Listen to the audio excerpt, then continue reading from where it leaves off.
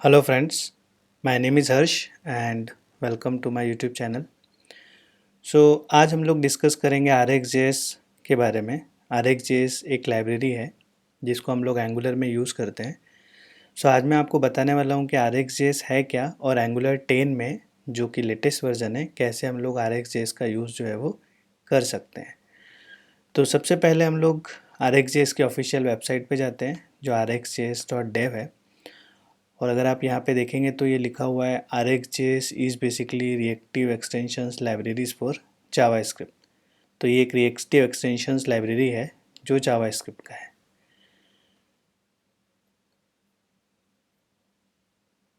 RxJS जो है, जैसा कि हम लोगों ने देखा, रिएक्टिव एक्सटेंशंस फॉर जावास्क्रिप्ट है। और इसको सबसे पहले जो रिएक्टिव एक्सटेंशंस है उसको माइक्रोसॉफ्ट ने बनाया था, जिसको हम लोग rx.net के नाम से जानते थे। और वैसे ही हमको अगर जावा में यूज़ करना है तो RX जावा है, अगर पाइथन है तो हम लोग RxPy यूज़ करते हैं, जैसे कि हम लोग जावा स्क्रिप्ट में RxJS यूज़ करते हैं। तो जब भी हम लोग RxJS यूज़ करते हैं, यहाँ पर हम लोग कुछ टर्म्स यूज़ करते हैं। जैसे पहला जो है वो ऑब्जर्वेबल। ऑब्जर्वेबल मतलब जो भी डेटा होगा, जो भी स्ट्रीम ऑफ डेटा हम लोग यूज़ करते हैं उसको हम लोग ऑब्जर्वेबल बोलते हैं। एक टर्म होता है ऑब्जर्वर। ऑब्जर्वर बेसिकली क्या करता है कि जो भी हमारा स्ट्रीम है उसको वो ऑब्जर्व करेगा, और इसके अंदर कुछ प्रोसेसेस होते हैं जिसको हम लोग यूज़ करते हैं, जैसे नेक्स्ट मेथड है, एरर है और कंप्लीट है। तो इससे हम लोग जो भी हमारा आइटम्स हैं उसको हम लोग एग्जीक्यूट करते हैं। और सब्सक्राइबर जो होगा वो जो भी हमारा ऑब्जर्वर होगा उसको वो सब्सक्राइब करेगा, और हम लोग उसको अनसब्सक्राइब भी कर सकते हैं। तो एक एग्ज़ाम्पल से लेते हैं। सपोज़ कि हमारे पास एक ऑरेंज फैक्ट्री है, और जो ऑरेंज फैक्ट्री है उसमें हम लोग काफ़ी सारे जो ऑरेंजेस हैं वो प्रोसेस कर रहे हैं, जो भी आइटम्स हैं। तो एक डायग्राम से समझते हैं। तो सपोज़ करो आप कि ये मेरा जो है अ, बहुत सारे ऑरेंजेस आपको दिखेंगे, और इसके अंदर ये सब जो है वो हमारे आइटम्स हैं। तो नॉर्मली अगर हम लोग ऑरेंज को प्रोसेस करने वाले हैं फैक्ट्री में, तो हम लोग सबसे पहले क्या करेंगे? सबसे पहले जो होगा वो हम लोग जो भी हमारा मशीन होगा जिसके ऊपर हम लोग स्ट्रीमिंग कर रहे हैं, उस मशीन को हम लोग स्टार्ट करेंगे। मतलब जो हमारा प्रोसेस है वो पूरा स्टार्ट होगा।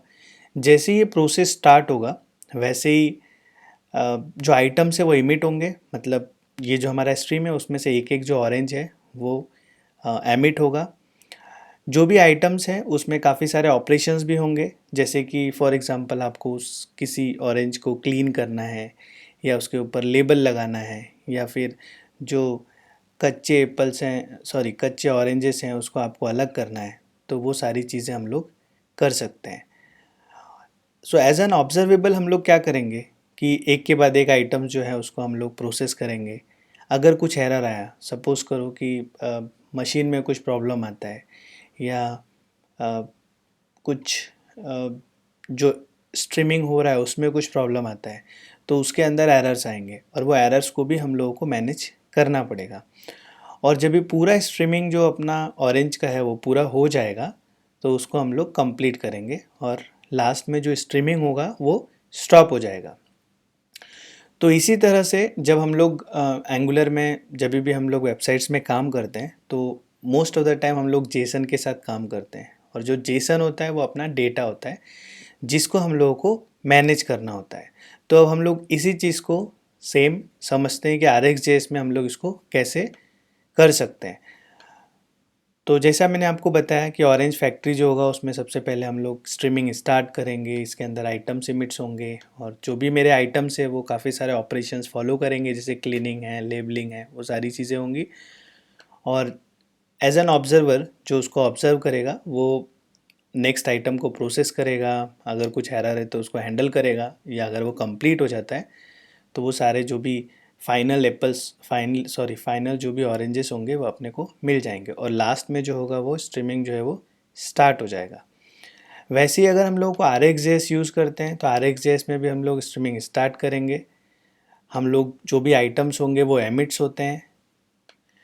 RxJS में हम लोग पाइप मेथड का यूज़ करते हैं ऑपरेशंस के लिए। तो जो ऑपरेशंस हम लोग यहाँ पे कर रहे थे ऑरेंज फैक्ट्री में, उसको हम लोग अगर RxJS में करना चाहते हैं तो बेसिकली हम लोग उसके लिए पाइप मेथड का यूज़ करेंगे, और हमारे पास कुछ मेथड्स होते हैं जैसे नेक्स्ट मेथड है, एरर है, कंप्लीट है, वो सारी चीज़ें हम लोग यहाँ पे यूज़ करते हैं। उसके बाद एक बार जब अपना पूरा प्रोसेस हो जाता है, जब फाइनल डेटा जैसा आपको डेटा चाहिए वैसा मिल जाता है, तो फिर हम लोग उसको अनसब्सक्राइब करते हैं। और ये जो सेट ऑफ यहाँ पे जो ऑपरेशंस होंगे जो हम लोग पाइप के अंदर, जैसे कभी हम लोग मैपिंग करते हैं या फिर हम लोग फिल्टर्स करते हैं, तो जो भी डेटा के साथ मैनेजमेंट करना है वो सब हम लोग जो पाइप मेथड है उसके अंदर करने वाले हैं। जब भी हम लोग एंगुलर डाउनलोड करते हैं तो RxJS जो है वो बाय डिफ़ॉल्ट एंगुलर में आता है, तो हम लोगों को अलग से we do not need to install separately. जैसे अगर आपने राउटिंग यूज़ करते हो या फिर आप एंगुलर में जो फॉर्म्स है अगर हम लोग वो यूज़ करते हैं, या तो फिर गेट मेथड है वो यूज़ करते हैं HTTP में, तो ये सारी जगह जो RxJS है वो यूज़ होता है। कुछ फंक्शंस एंगुलर ने इंट्रोड्यूस किया है जिसको हम लोग यूज़ कर सकते हैं। सो जैसे ऑफ है, फ्रॉम इवेंट है, ये कुछ फंक्शंस हैं जिसको हम लोग RxJS में यूज़ कर सकते हैं। और ये जो लाइब्रेरीज़ है RxJS, जैसा मैंने आपको बताया कि ये बाय डिफ़ॉल्ट आता है, तो we do not need to install it separately, तो अलग से हम लोगों को इसको इंस्टॉल करने की ज़रूरत नहीं है। तो एक बार हम देखते हैं जो हमारा पैकेज डॉट जेसन है एप्लीकेशन का, तो ये मेरा डैशबोर्ड एप्लीकेशन है जो मैंने इंस्टॉल किया हुआ है, और इसका जो पैकेज डॉट जेसन है उसमें अगर आप देखेंगे तो ये RxJS जो है 6.5.4 जो लेटेस्ट वर्जन है वो हम लोग यहाँ पे यूज़ कर रहे हैं। तो ये बाय डिफ़ॉल्ट जो अपने पैकेज डॉट जेसन है उसमें इंक्लूड हो जाता है।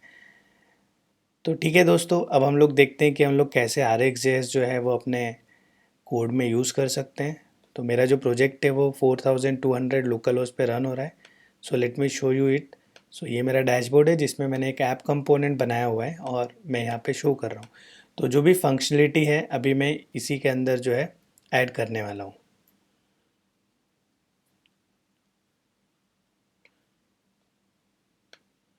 सो सबसे पहले जो मेरा app component dot ts file है मैं इसके अंदर ऐड करूँगा। सो ऐप कंपोनेंट में सबसे पहले जो मेरा लाइफ साइकिल हुक है जो हम लोग ऑन इनिट यूज़ करते हैं, ये मैं इसके अंदर ऐड करूँगा। जैसे ही मैं ऑन इनिट ऐड करता हूँ इसके अंदर, तो ये जो हमारा लाइब्रेरीज़ है एंगुलर कोड से ऑन इनिट जो ऑटोमेटिक इंक्लूड कर दिया, जो मेरा विजुअल स्टूडियो कोड है इसने किया, अदरवाइज़ हम लोगों को यहाँ पे मैनुअली करना पड़ेगा। और जब भी हम लोग ऑन इनिट यूज़ करते हैं लाइफ साइकिल हुक, तो हम लोगों को एक मेथड है ng ऑन इनिट, ये यूज़ करना पड़ता है। तो ये वाला जो मेथड है वो भी मैंने इसके अंदर ऐड कर दिया। तो दोस्तों अभी हम लोग सबसे पहले जो डिफ़ॉल्ट जो मेथड्स है जो हम लोग यूज़ कर सकते हैं एंगुलर में जो RxJS के हैं, जैसा मैंने आपको बताया एक ऑफ है, एक फ्रॉम है, तो मैं उसको यहाँ पे इंक्लूड करता हूँ। तो सबसे पहले जो है मैं इंपोर्ट करूँगा, और जिसे भी मुझे इंपोर्ट करना है, फॉर एग्ज़ाम्पल मुझे ऑफ करना है और फ्रॉम करना है, और ये जो है मुझे RxJS जो है उसमें मिल जाएगा। तो ये मैंने इसको इंपोर्ट कर दिया सबसे पहले। उसके बाद जो ng ऑन इनिट है इसके अंदर मैं ऑफ मेथड जो है वो यूज़ कर सकता हूँ, तो मैंने यहाँ पे यूज़ किया, और यहाँ पे इसके अंदर जो भी डिफ़ाइन है वो हम लोग करने वाले हैं। सो अभी मैं डायरेक्ट ऑफ मेथड यूज़ करता हूँ, इसके अंदर मैं एक्स्ट्रा अभी कुछ पैरामीटर्स पास नहीं करना चाहता। तो इसके अंदर ऑफ में फॉर एग्ज़ाम्पल मैंने अभी यहाँ पे 2,4,6 ये 3 पैरामीटर जो है पास किए। जैसा मैंने आपको बताया कि जो ये ऑफ है ये ऑब्जर्वेबल है, तो इसको हम लोगों को सब्सक्राइब करना पड़ेगा, क्योंकि until and unless you are not subscribing the observable you will not get the data, so we need to subscribe it। so हम लोग यहाँ पे सब्सक्राइब करते हैं, और सपोज़ करो कि मैं यहाँ पे जस्ट console.log जो है वो डाल देता हूँ। एंड गाइस आप अगर देखेंगे तो जो मेरा एंगुलर जो कंपाइल्ड है वापस से स्टार्ट हुआ, कंपाइल्ड सक्सेसफुली हुआ। तो एक बार मैं ब्राउज़र पे जाके देखता हूँ कि जो मेरा कोड है वो कंसोल में क्या आउटपुट आ रहा है। तो इसके लिए मैं इंस्पेक्ट करता हूँ। इंस्पेक्ट करने के बाद आप देखेंगे कि यहाँ पे जो 246 जो भी मैंने वहाँ पे सब्सक्राइब किया है वो मुझे आउटपुट में मिल चुका है। इसका मतलब ये जो ऑब्जर्वेबल है और मैंने इसको सब्सक्राइब किया है, तो सब्सक्राइब होने के बाद जो भी डेटा है वो मुझे रिटर्न में मिल रहा है। तो एक अनदर एग्जांपल देखते हैं दोस्तों। इसके अंदर हम लोग जो फ्रॉम मेथड है उसको यूज़ करते हैं। तो जो फ्रॉम मेथड है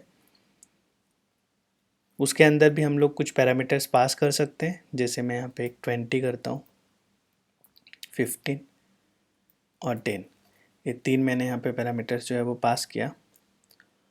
और इसको मुझे सब्सक्राइब करना है, तो मैं यहाँ पे डॉट सब्सक्राइब करूँगा। और सब्सक्राइब करने के बाद जैसा मैंने आपको बताया कि अपने पास 3 मेथड्स हैं जो हम लोग यूज़ कर सकते हैं। एक जो हमारे पास था वो नेक्स्ट था, सेकंड जो था एरर था, और थर्ड जो था वो कंप्लीट था। और इसके अंदर हम लोग मोस्ट ऑफ द टाइम हम लोग एरो फंक्शंस का यूज़ करते हैं। तो आइटम के लिए मैं एक एरो फंक्शन यहाँ पे यूज़ करता हूँ। तो मैंने यहाँ पे आइटम लिखा जो कि कंसोल डॉट लॉग कंसोल करेगा। और इसके अंदर जब भी मैं इसको कंसोल करूँगा तो जो भी ये रिजल्टिंग आइटम जो है वो मेरे सामने आएंगे। और यहाँ पे मैं एक काम करता हूँ कि जो टेम्पलेट बाइंडिंग है जो ये 6 में इंट्रोड्यूस हुआ है उसको मैं यूज़ करता हूँ। तो उसके लिए मैं बैकटिक ऑपरेटर यहाँ पे यूज़ करता हूँ। तो बैकटिक ऑपरेटर जो है बेसिकली उसके अंदर हम लोग डायरेक्ट वेरिएबल और जो भी स्ट्रिंग होगा वो पास कर सकते हैं। वेरिएबल के लिए हम लोग यहाँ पे डॉलर का यूज़ करते हैं। डॉलर देने के बाद पैरेंथेसिस और यहाँ पे हम लोग आइटम लिख सकते हैं। तो ये यहाँ पे मैंने डॉलर आइटम कर दिया और ये मैं कंप्लीट हो गया। इसके बाद एक नेक्स्ट जो होगा वो हमारा एरर होगा। एरर जो होगा उसके अंदर हम लोग फिर से कंसोल डॉट लॉग करते हैं। सो कंसोल डॉट लॉग, और इसके अंदर फिर से मैं बैकटिक ऑपरेटर यूज़ करता हूँ। तो यहाँ पे अगर कुछ एरर हुआ तो हम लोगों को एरर मिलेगा। सो एरर ऑकर्ड, और इसके अंदर मैं फिर से जो भी एरर होगा वो यहाँ पे मिलेगा। या तो गाइज वो कंप्लीट होगा, तो कंप्लीट करने के लिए मैं फिर से एक फंक्शन देता हूँ और यहाँ पे मैंने कंसोल डॉट लॉग और इसके अंदर कंप्लीटेड डाल देता हूँ मैं।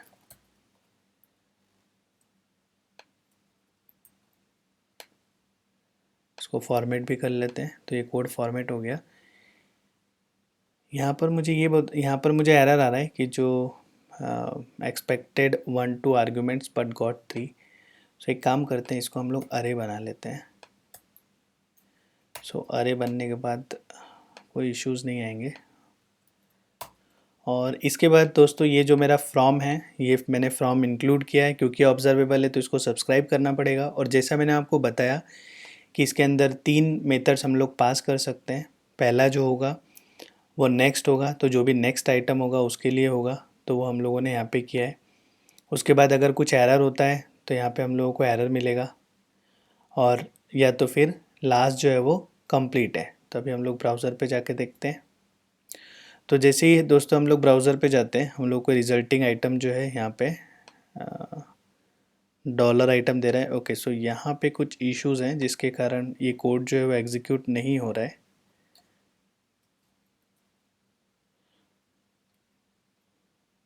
तो दोस्तों हम लोगों को यहाँ पर जो है पैरेंथेसिस की जगह यहाँ पे हम लोगों को कर्ली ब्रैकेट यूज़ करना पड़ेगा। तो सॉरी फॉर द मिस्टेक। तो यहाँ पर हम लोगों को कर्ली ब्रैकेट यूज़ करना पड़ेगा और जैसे ही हम लोग करेंगे उसके बाद ये कोड एग्जीक्यूट होगा। और अगर आप कंसोल पे देखोगे तो आपको देखो पहला जो रिजल्टिंग आइटम है 20, वैसे अगर हम लोग देखेंगे 15, और लास्ट जो है हमको 20 मिला। तो जो भी हम लोगों ने सब्सक्राइब किया, जो भी मेरे आइटम्स थे, क्योंकि ऑब्जर्वेबल है तो हम लोगों ने सब्सक्राइब किया और जो भी आइटम्स थे मेरे मिले। और लास्ट में क्योंकि अभी इस प्रोग्राम में कुछ एरर नहीं है तो हमें एरर नहीं आया। और फाइनली जब कंप्लीट हुआ तो मुझे यहाँ पे कंप्लीटेड वाला जो मैसेज है वो शो हो रहा है। तो इस तरह से दोस्तों हम लोग जो फ्रॉम मेथड है उसका यूज़ कर सकते हैं। अभी एक अनदर एग्जांपल लेते हैं, आप लोग भी ट्राई कर सकते हैं। तो ये नॉर्मल नंबर्स लिए हैं। यहाँ पर मैंने एक अरे लिया है जिसमें मैंने मल्टीपल पैरामीटर्स जो है पास किया है। अब हम लोग एक काम करते हैं, एक एग्ज़ाम्पल लेते हैं अपने ऑरेंज की जो फैक्ट्री है, उसमें हम लोग मल्टीपल ऑरेंजेस जो हैं वो ऐड करेंगे, इसमें डालेंगे और फिर हम लोग उसको सब्सक्राइब करके रिट्राइव करेंगे। सो बेसिकली हम लोग एक स्ट्रिंग पास करने जा रहे हैं अभी। तो मैं यहाँ पे वापस से ऑफ मेथड का यूज़ करूँगा, और जो ऑफ मेथड होगा इसमें मैं पहला ऑरेंज जो होगा वो पास करता हूँ, फिर मेरा जो सेकंड ऑरेंज है और जो थर्ड ऑरेंज है, इसको करने के बाद इसको हम लोग सब्सक्राइब करेंगे। जो सब्सक्राइब होगा, जैसा मैंने आपको बताया कि अपने पास ये 3 मेथड्स हैं, तो मैं इसको कॉपी कर लेता हूँ और यहाँ पे पेस्ट कर देता हूँ। यहाँ पे क्या होगा दोस्तों कि जैसे मैंने ऑफ यूज़ किया कि यहाँ पे मेरे पास ऑरेंज 1 होगा, ऑरेंज 2 होगा और ऑरेंज 3 होगा, और यहाँ पे आइटम की जगह आइटम, अगर कुछ एरर आता है तो एरर, तो इसको जो आइटम है उसका नाम भी अभी चेंज करके हम लोग ऑरेंज कर देते हैं।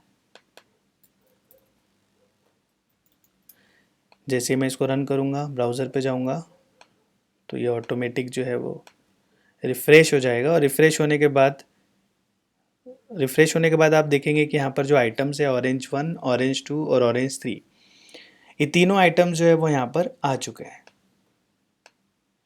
सो दोस्तों अभी हम लोगों ने देखा कि ऑफ और फ्रॉम जो है, जो ये दो मेथड्स हैं वो RxJS लाइब्रेरी से हम लोग कैसे यूज़ कर सकते हैं। Hope you understand how we can use the RxJS in Angular 10. Thanks for watching the video. If you have any doubt, any comments, please do the same. तो मिलते हैं नेक्स्ट वीडियो में। Please like, share and subscribe करें दोस्तों। Thank you.